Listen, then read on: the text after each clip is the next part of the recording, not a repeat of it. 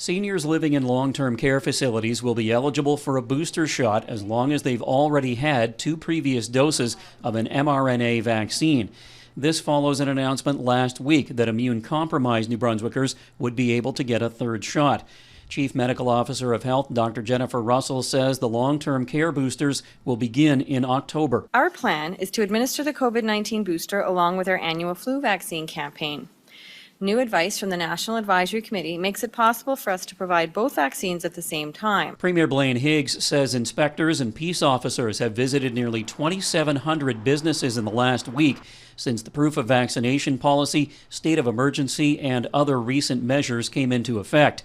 Higgs says the visits were to educate business owners and ensure compliance. In this first week, 94% of businesses were in full compliance. This is indeed very encouraging.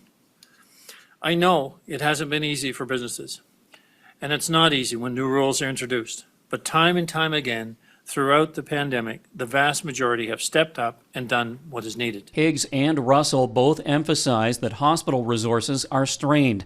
Higgs says he wants more nurses hired right out of school. We are working with our partners at the regional health authorities to ensure that going forward, every graduate from a New Brunswick university is offered permanent full-time employment as soon as they graduate to help alleviate some of the stress on the system. More COVID-19 cases are being reported in New Brunswick schools and child care facilities, with new infections listed in the Moncton, St. John, Fredericton, Edmundston, and Campbellton health zones. The province says 53 schools and 26 child care facilities have reported cases since September 7th. Tim Roszell, Global News, St. John.